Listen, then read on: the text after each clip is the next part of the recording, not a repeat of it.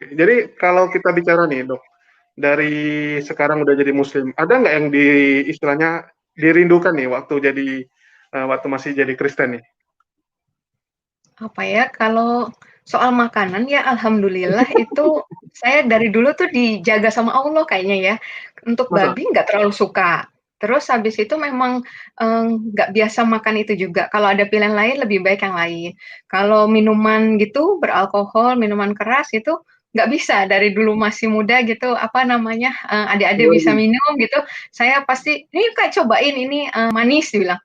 Pas Hmm. saya cobain tetap pahit gitu di lidah saya itu tetap nggak bisa gitu. Itu alhamdulillah ya. Jadi kalau soal makanan minuman, alhamdulillah nggak berat buat saya gitu. Kemudian paling kalau ini perempuan lah ya, kan kadang kalau perempuan tuh apa banyak lah dandan-dandannya, ada Hmm. extension bulu mata, apa kuku diapain lah segala macam, parfum segala macam. Nah itu berbeda banget ya dengan Islam kan maksudnya kita kalau bisa semakin kita nggak menjadi pusat perhatian itu lebih baik gitu kan ya gitu jadi itu aja sih kadang lucu ya cantik ya ngelihat orang begitu gitu ya tapi enggak lah buat apa gitu ya gitu malah nanti kan kita malah malah jadi fitnah gitu. Ya, malah mengundang orang jadi dosa ya. Betul, betul, betul gitu. Ya biasa kalau perempuan kan nalurinya mau berhias dan sebagainya gitu ya, tapi ya memang diarahkannya untuk enggak. Tapi itu yang benar sih, itu yang melindungi kita gitu. Dan lebih nyaman sebenarnya ketika malah nggak jadi pusat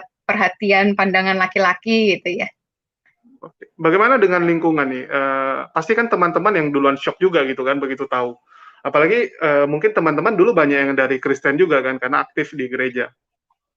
Iya, iya pastinya mereka shock ya mungkin ya. Saya juga nggak ini sih, saya udah waktu itu saya mikir sudahlah gitu, mau saya sebatang kara pun ya udah gitu saya terima. Waktu itu udah mikirnya gitu aja, bener-bener nggak mikir nanti maksudnya kalaupun misalnya itu udah mikirnya yang terburuk lah gitu. Saya pikir ya udah nanti kalau di akhirat juga kan masing-masing tanggung jawabnya begitu sih saya mikirnya gitu. Nggak ada teman sekalipun asal ada Allah ya udah gitu. Saya pikir gitu aja.